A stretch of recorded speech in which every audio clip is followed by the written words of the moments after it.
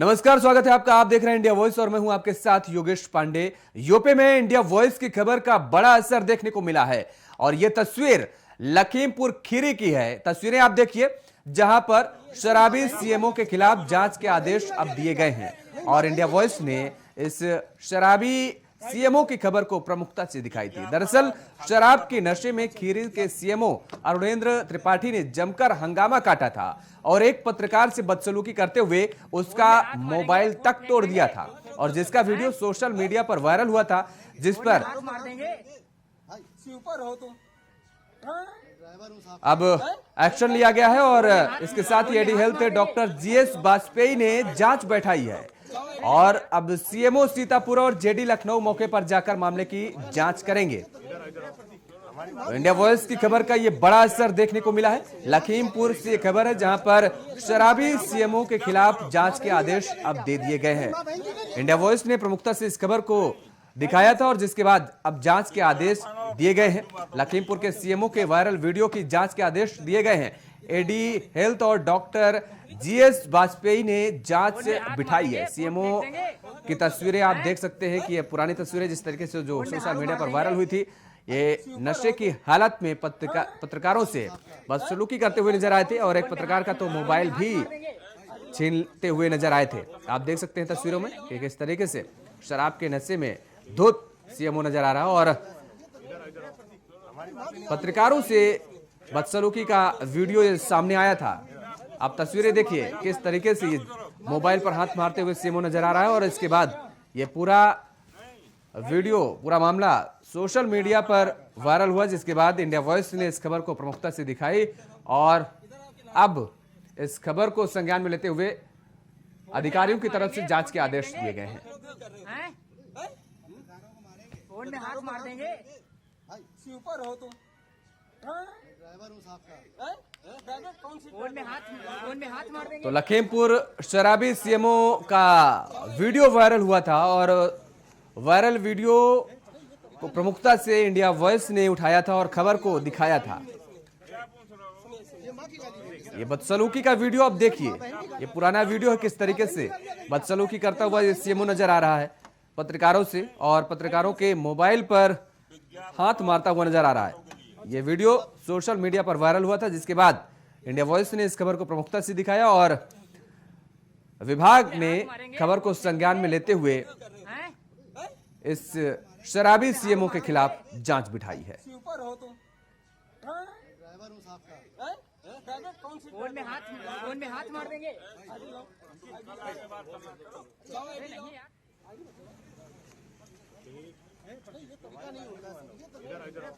हमारी माँ की गाली देंगे, ये माँ की गाली देंगे, ये सब माँ बहन की गाली। क्या पूछ रहे हो? माँ बहन की गालियाँ देंगे आप? नहीं, माँ बहन की गाली क्या? नहीं, काय के लिए सर? विज्ञापन और फालतू बातों के लिए। अच्छा सर, इधर आओ किनारे, नौकरी कर रहे हो? फोन में हाथ मारेंगे, फोन फेंक देंगे, हैं?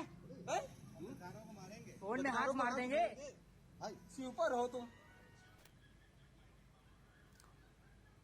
और इसी खबर पर ज्यादा जानकारी के साथ हमारे संवाददाता राम जी हमारे साथ फोन लाइन पर बने हुए हैं।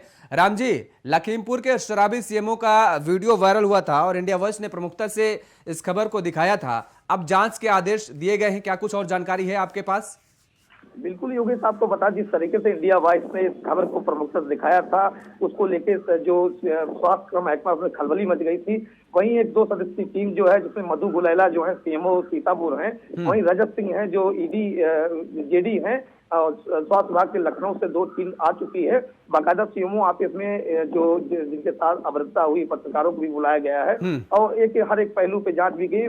मैं भी गया था, मैं मुलाकात हुई थी, तो हर एक पहलू पे जांच की जा रही है। तो कहीं ना कहीं जिस तरीके से सीएमओ पे कार्रवाई तय है।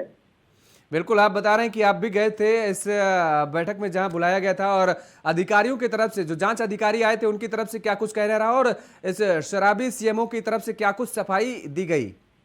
देखिए, सीएमओ पत्रकारों से मिलने तैयार नहीं है, न कभी घटनाक्रम के बाद एक भी पत्रकारों से बात नहीं की। लेकिन अगर बात की जाए कि जिस तरीके से इतना बड़ा घटनाक्रम हुआ और जो अधिकारीगण है, तो कहीं ना कहीं एक चीज और भी है कि जब जांच हो रही तो सीएमओ का जब मेडिकल नहीं कराया गया तो शराब की बात कैसे सामने आएगी योगेश? जाहिर तौर पर है, मेडिकल नहीं कराया गया और उसके बाद अब शराब की बात जो है वो कैसे सामने आएगी। लेकिन ये वीडियो अपने आप में बहुत कुछ बयां करता हुआ नजर आ रहा है राम जी। बिल्कुल, जिस तरीके से वीडियो में आप देख रहे हैं कि वीडियो में दो लोग उनको बाकायदा हाथ पकड़ के लेते जा रहे हैं, वो अपनी स्थिति में खड़े होने के लायक नहीं थे। और जिस तरीके से एक प्रशासनिक अधिकारी की बड़ा एक देखा जाए कि स्वास्थ्य महकमे का बड़ा पद है, और जिस तरीके से इनके द्वारा अगर जिस तरीके से ऐसे प्रेजेंटेशन होगा, शराब पी के टल्ली होकर आएंगे तो क्या मैसेज जाएगा, क्या स्वास्थ्य महकमे के लिए जाएगा, क्या सरकार के लिए जाएगा? योगेश, डिप्टी सीएम ब्रजेश पाठक और स्वास्थ्य महकमे के मुखिया खुद वही हैं और ऐसे में वो लगातार दौरे करते हैं, स्वास्थ्य व्यवस्थाओं को दुरुस्त करने की बात करते हैं। लखीमपुर में ये जो तस्वीर सामने आई है, सीएमओ की ऐसी हरकत देखने को मिली है, तो अन्य जो कर्मचारी हैं स्वास्थ्य विभाग के, उनका क्या हाल होगा, इससे अंदाजा लगाया जा सकता है। बिल्कुल योगेश, जब मुखिया जो स्वास्थ्य विभाग का लखीमपुर जनपद का मुख्य चिकित्सा अधिकारी मुखिया होता है, सीएससी पीएससी का उनकी मॉनिटरिंग में सारी चीजें चलाई जाती हैं। और आपको ये भी बता दें कि इतने संवैधानिक पद पर होने के बावजूद शराब पी के जिस तरीके से लड़खड़ाते हुए गए, शुद्ध सही तरीके से बोल नहीं पा रहे थे, खड़े नहीं हो पा रहे थे, तो एक शर्मनाक बात सामने आई कि इतने बड़े पद पर होने के बावजूद, सीनियर अधिकारी होने के बावजूद इस तरीके से हरकत सामने आई है। वहीं योगेश आपको ये भी बता दें कि लखीमपुर खीरी में डेंगू का भी कहर है। बाकायदा जो बहुत से हजारों की तादाद में ऐसे अस्पताल चल रहे हैं जो बिना रजिस्ट्रेशन चल रहे हैं, इनकी तरफ से कोई इजी गोइंग कार्रवाई नहीं होती थी, तो कहीं ना कहीं इसकी भी जिम्मेदारी इनकी बनती है। बिल्कुल, इसकी भी जिम्मेदारी बनती है और जिम्मेदारी लेनी पड़ेगी। बहुत बहुत शुक्रिया तमाम सारी जानकारी देने के लिए। राम जी हमारे साथ जुड़े हुए थे, जिन्होंने बताया कि किस तरीके से हालात बने हुए हैं वहां पर। डेंगू के मामले भी लगातार बढ़ते जा रहे हैं और ऐसे में लखीमपुर सीएमओ की ये जो तस्वीरें सामने आई हैं, किस तरीके से ये बिहेवियर सीएमओ का खुद आप देख सकते हैं और उसके बाद अन्य कर्मचारियों का क्या हाल होगा, वो इसका आप अंदाजा लगा सकते हैं खुद ही। उधर यूपी के फर्रुखाबाद में इंडिया वॉइस की खबर का बड़ा असर हुआ है। बता दें कि सफाई कर्मी डॉक्टर बनकर खुद मरीज की ड्रेसिंग और पट्टी कर रहा था, जिसका वीडियो सोशल मीडिया पर वायरल हुआ। इंडिया वॉइस ने इस खबर को भी प्रमुखता के साथ दिखाया था और जिसके बाद इंडिया वॉइस की खबर का संज्ञान लेते हुए डिप्टी सीएमओ ने मामले की जांच कराकर कार्रवाई करने के आदेश दिए हैं। बता दें कि इससे पहले लगातार कायमगंज सीएससी से लापरवाही की शिकायतें आ रही थी और जिससे फर्रुखाबाद के सीईओ लापरवाही के शिकायतों पर अनजान बने थे।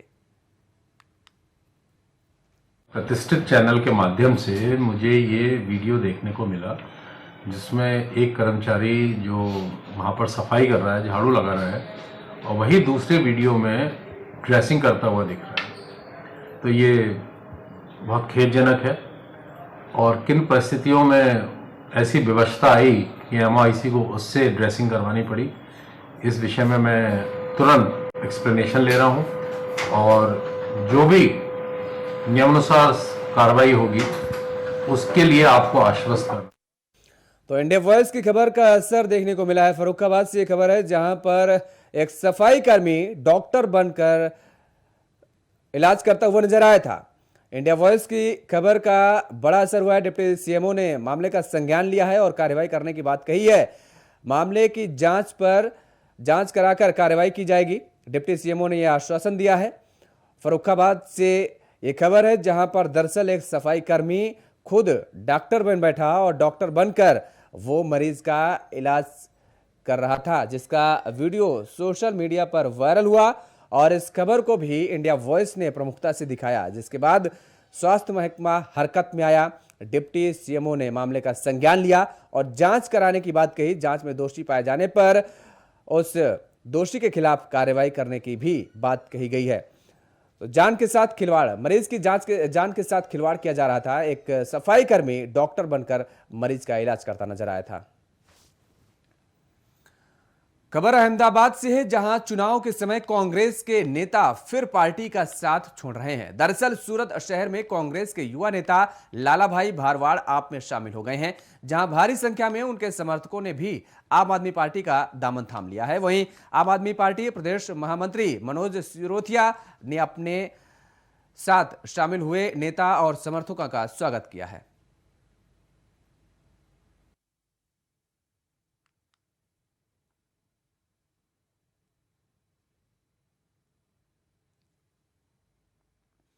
उधर यूपी के रायबरेली में डेंगू पॉजिटिव केसों की आंकड़ा शतक पार हो चुका है। लगातार केसों का जो है वो आंकड़ा बढ़ता जा रहा है, लगातार केस बढ़ते जा रहे हैं। डेंगू मरीजों की कुल संख्या 101 पहुंच गई है। बीते 24 घंटे में डेंगू के 6 मरीज सामने आए हैं। तो शतक पार हुआ है डेंगू केसों का आंकड़ा। रायबरेली में कुल 101 डेंगू के मरीज अब तक सामने आ चुके हैं। बीते 24 घंटे में डेंगू के 6 नए केस सामने आए हैं।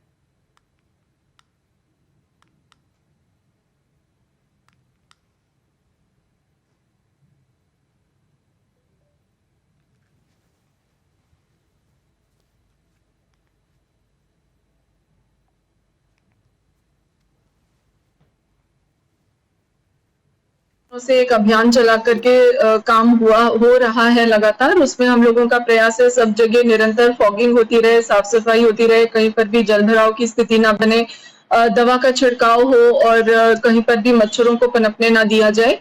इसके अलावा हम लोगों ने कंट्रोल रूम जो संचालित किया है उस पर भी लगातार हम लोगों को सूचनाएं प्राप्त होती हैं, जैसे ही कि किसी जगह पर कमी है सफाई में या फॉगिंग की जरूरत है अतिरिक्त, तो हम लोग उसको भी तत्काल अटेंड कर रहे हैं और कोशिश है कि सब जगह आमजन को कोई किसी प्रकार की कठिनाई ना हो। कई दिनों से रुक करेंगे इस वक्त की बड़ी खबर का। लखनऊ से बड़ी खबर सामने आ रही है, जहां पर भ्रष्टाचार पर योगी सरकार का प्रहार देखने को मिला है। सभी मंडल में होगा भ्रष्टाचार निवारण संगठन, सभी मंडलों में होगा एसीओ का गठन।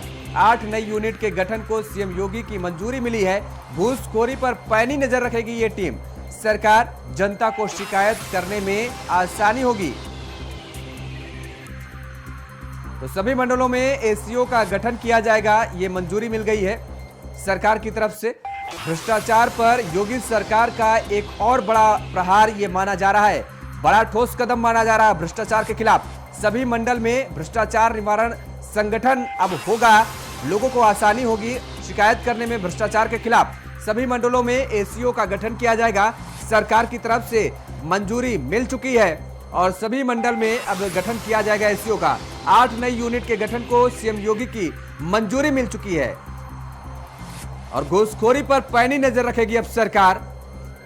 शिकायत करने में आसानी होगी लोगों को भ्रष्टाचार के खिलाफ। तो भ्रष्टाचार के खिलाफ जीरो टॉलरेंस की नीति को अपनाते हुए योगी सरकार एक और बड़ा कदम उठाती हुई नजर आई है। भ्रष्टाचार पर योगी सरकार का एक और बड़ा प्रहार यह माना जा रहा है। अब सभी मंडलों में एसीओ का गठन किया जाएगा। घूसखोरी पर पैनी नजर रखेगी अब योगी सरकार।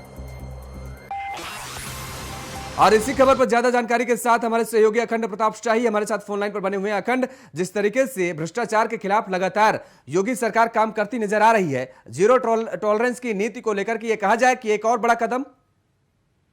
बिल्कुल, मुख्यमंत्री ने ये फैसला लिया है कि इस पूरे भ्रष्टाचार के मकड़जाल को खत्म करने के लिए 8 नई यूनिट को का गठन किया जाएगा। अलग अलग जगहों पे अलग अलग सभी मंडलों में होगा और सभी मंडलों में एसीओ का गठन किया जाएगा, यानी एंटी करप्शन ऑर्गेनाइजेशन का गठन किया जाएगा और 8 नई यूनिट खोली जाएंगी। तो कुल मिला के ये कि जो घूसखोरी, खासतौर पे रिश्वतखोरी जो बड़ा इशू है, जिसके चक्कर में तमाम काम लटकाए जाते हैं, लोगों को प्रताड़ित किया जाता है, उनका उत्पीड़न किया जाता है, ये तमाम चीजें जो होती हैं और एक पूरी तरीके से सिस्टम को पैरेलल सिस्टम के तरीके से चलाने की कोशिश होती है और इसमें सरकार का इकबाल तो कम होता ही है, कानून पे भरोसा भी कम हो जाता है। तो ये जो स्थितियां बनती हैं, ये निश्चित तौर पर किसी भी देश के लिए, किसी भी प्रदेश के लिए या किसी भी कानून व्यवस्था के लिए, ये सिस्टम के लिए ये ठीक नहीं होता।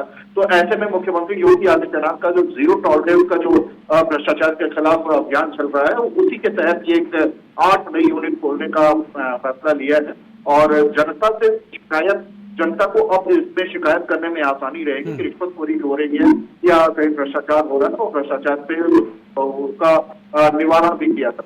अखंड, आपने बताया कि लोगों को शिकायत करने में आसानी होगी, किस तरीके की आसानी होगी? वो ऑनलाइन सुविधा कोई मुहैया कराई जाएगी? क्योंकि देखा जाता है कि आम जनमानस भ्रष्टाचार का शिकार तो बन जाता है, वसूली का शिकार बन जाता है, लेकिन वो शिकायत सही जगह तक पहुंचा नहीं पाता अपनी। देखिए, ऑनलाइन तो शिकायतें हैं ही, उसके लिए तो तमाम फोरम है ही, एंटी करप्शन जो ऑर्गेनाइजेशन है और उसके ऑनलाइन भी आप उससे शिकायत दर्ज करा सकते हैं। लेकिन जब लोकल यूनिट होती है तो वो एक्टिव ज्यादा होती है, उसके पास अगर उसी क्षेत्र के से जुड़ा हुआ मसला है और शिकायत है तो उसको बहुत इंतजार नहीं करना पड़ता पीड़ित को और तुरंत एक्शन हो सकता है। तो इस लिहाज से ये बेहद जरूरी हो जाता है। और जब एक ऑर्गेनाइजेशन का की यूनिट एक पूरे मंडल में होगी तो जाहिर सी बात है वो उस मंडल के तहत जितने जिले होंगे, जितने थाने होंगे, उस पूरे क्षेत्र पे उनका सीधे पहुंचने का या सीधी पहुंच जो होगी जनता की उन तक, ये दोनों एक दूसरे के साथ परस्पर काम करेंगे। बहुत बहुत शुक्रिया तमाम सारी जानकारी देने के लिए अखंड। उधर मैनपुरी से समाजवादी पार्टी के प्रत्याशी डिंपल यादव का नामांकन पत्र जिला अध्यक्ष आलोक शाक्य और मुलायम सिंह के प्रतिनिधि देवेंद्र सिंह यादव दोनों ने खरीदा है और कहा है कि 2 दिन के अंदर नामांकन पत्र दाखिल किया जाएगा।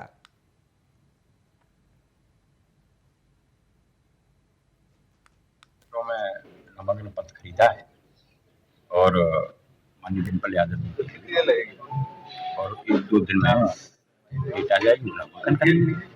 क्या लगता है किस तरीके से यहाँ नामांकन करने आएंगी? चुनाव मैदान में है, भाजपा ने अभी तक प्रत्याशी नहीं उतारा है। समाजवादी पार्टी का ये गढ़ रहा है, श्रद्धेय नेताजी से लगाकर माननीय राष्ट्रीय अध्यक्ष आदरणीय अखिलेश यादव जी, माननीय तेज प्रताप जी ने इस क्षेत्र को चौमुखी विकास किया है, चाहे वो सड़क हो, पुल हो, पुलिया, किसान हो, नौजवान, सारे लोग। महोबा में भूमाफियाओं के खिलाफ लेकर आरटीआई कार्यकर्ता के अनशन का असर देखने को मिला है।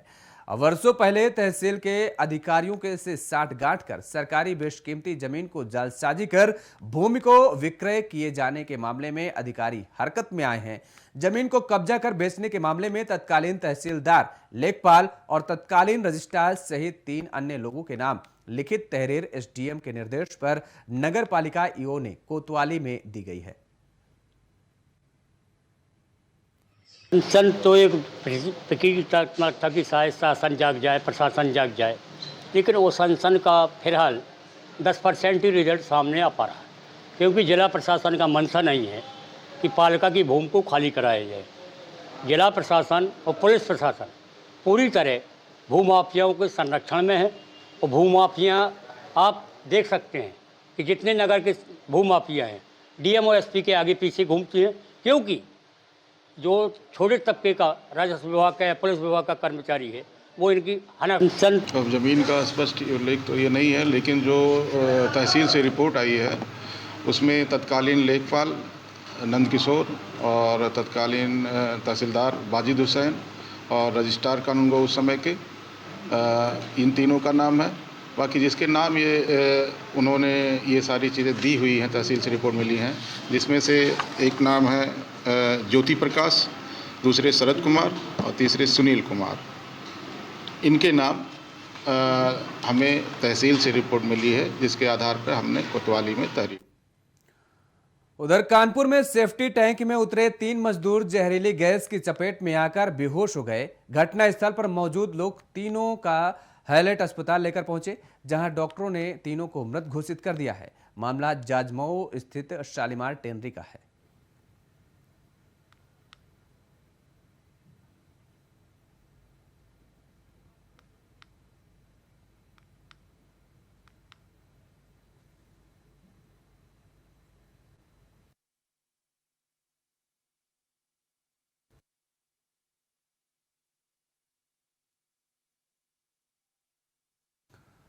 उधर आरा के नगर थाना क्षेत्र के धनुपरा में हथियारबंद बदमाशों ने ठेकेदार की गोली मारकर हत्या कर दी।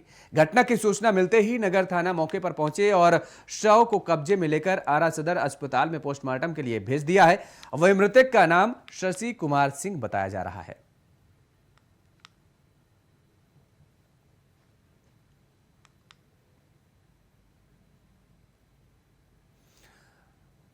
खबर छत्तीसगढ़ से है, जहां पर कई शहरों में खराब सड़कों की वजह से आम आदमी को दिक्कतों का सामना करना पड़ता है और इस मामले को लेकर प्रदेश के पीडब्ल्यूडी मंत्री ताम्रध्वज साहू ने एक बैठक की। बैठक में कई अफसर मौजूद रहे। बंद कमरे में हुई बैठक में मंत्री ने अफसरों को सड़कों का मेंटेनेंस ठीक तरीके से करवाने को कहा है और इसके साथ ही बैठक में गृह मंत्री ने बताया कि प्रदेश में लगभग 5000 किलोमीटर की सड़क सामान्य स्थिति में है। 5092 किलोमीटर सड़क पर छोटे मोटे पैच वर्क का आवश्यकता है। तो 4700 किलोमीटर से ज्यादा की सड़क खराब बताई जा रही है। वहीं पीडब्ल्यूडी मंत्री ताम्रध्वज साहू ने बैठक की है और बैठक में इन सड़कों को ठीक करने की बात कही गई है। अधिकारियों से बैठक में सड़कों को ठीक करने का आदेश दिया गया है। मंत्री की तरफ से इंजीनियर्स को एसी केबिन छोड़कर इंस्पेक्शन की नसीहत दी गई है। मंत्री ताम्रध्वज की तरफ से दरअसल आपको बता दें कि छत्तीसगढ़ में कई शहर ऐसे हैं जहां पर सड़कों का आलम बेहद खराब है। रुक करेंगे अगली खबर का। हिमाचल दौरे से रायपुर लौटे छत्तीसगढ़ के सीएम भूपेश बघेल एयरपोर्ट पर मीडिया से चर्चा के दौरान कहा कि प्रधानमंत्री का कहना है कि जो भी राजनीतिक दल दबाव बनाते हैं उसके खिलाफ कार्रवाई करिए। इसलिए मैंने ईडी को पत्र लिखा कि प्रधानमंत्री जी कह रहे हैं तो आप निडर होकर इस घोटाले का यानी नॉन और चिटफंड घोटाले की जांच करिए। दरअसल हिमाचल प्रदेश के कांगड़ा में एक जनसभा में प्रधानमंत्री नरेंद्र मोदी ने कहा था कि कांग्रेस पार्टी अगर हिमाचल प्रदेश की सत्ता में बैठ गई तो वो दिल्ली में मुझे हिमाचल के लिए काम नहीं करने देगी। जवाब में छत्तीसगढ़ के मुख्यमंत्री ने चिटफंड और नान का मामला उठा दिया। उन्होंने कहा, प्रधानमंत्री जी 2014 से 2018 तक छत्तीसगढ़ में भी भाजपा की सरकार थी, केंद्र में भी बीजेपी की सरकार थी, लेकिन ना ही चिटफंड घोटाले की जांच हुई, ना ही नान घोटाले की।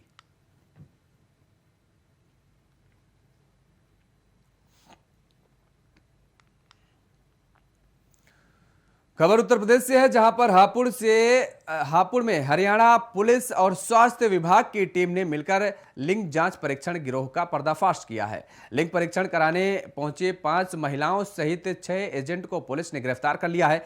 बता दें कि हजारों रुपए लेकर एजेंट अज्ञात घर में लिंग परीक्षण कराते थे और कई जिलों से इन गिरोहों के तार जुड़े हुए हैं। पुलिस और स्वास्थ्य विभाग की टीम के साथ अन्य ठिकाने पर दबिश दी रही है। वहीं ये पूरा मामला नगर कोतवाली का बताया जा रहा है। आज तक हमने 1 बंदे 2 बंदे को पकड़ते हुए देखा है। ये सेक्स डिटर्मिनेशन के लिए, लिंग जांच के लिए यहाँ आते हैं और थोक में आते हैं। अच्छा, ये लोग तक अगर हम बात करें तो हमारा एक पेशेंट था, हम उसको लाए थे, उसको कराया था। हमारा जो डिकॉय था उसके साथ में हमने 4 और गिफ्ट में मिले। ये 4 की और लिंग जांच की गई। ये कहाँ के लोग हैं और कहाँ करते थे, किस तरीके से? अलग अलग जगह के हैं और ये हापुड़ में यहाँ सेटल होता है। यहाँ से किसी गाड़ी में बैठा के इनको कहीं घर में ले जाया जाता है और उसकी भी तहकीकात चल रही है।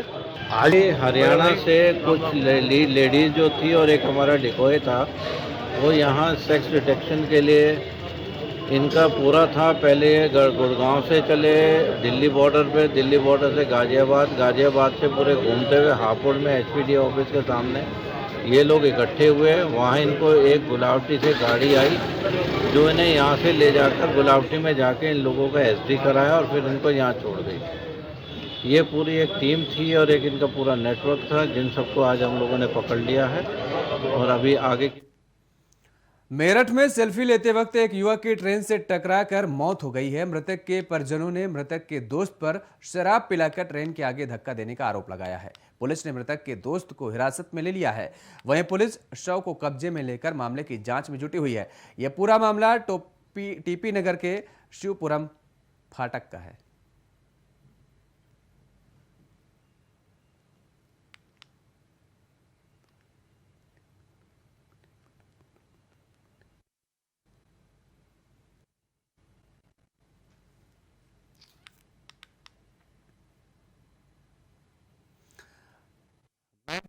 डिंपल यादव को सपा का प्रत्याशी बनाए जाने पर सुभाषपा के प्रत्याशी रमाकांत कश्यप ने अखिलेश यादव पर परिवारवाद के आरोप लगाए हैं। रमाकांत कश्यप ने कहा है कि अखिलेश यादव समाजवाद की जगह पार्टी में परिवारवाद चला रहे हैं। वहीं रमाकांत कश्यप ने खुद को मैनपुरी की लड़ाई में नंबर 1 बताया। उन्होंने कहा कि मेरे साथ सभी जातियों के 3 लाख से ज्यादा ओबीसी वोटर हैं। चुनौती नहीं है, चुनौती 75 साल से जब से देश आजाद हुआ है तब से इस कश्यप समाज को आज तक किसी भी पार्टी ने 4 बार माननीय जी की सरकार बनी, आज तक किसी कश्यप समाज को आज तक कहीं निगम का सदस्य भी नहीं बनाया गया। इसलिए समाजवादी पार्टी परिवारवाद अपने कर रही है। हम लोग कश्यप समाज के 2 से 2.5 लाख वोट लोकसभा में होते हुए भी आज कश्यप समाज की। इस बुलेटिन में फिलहाल इतना ही। खबरों के लिए आप देखते रहिए इंडिया वॉइस के। नमस्कार।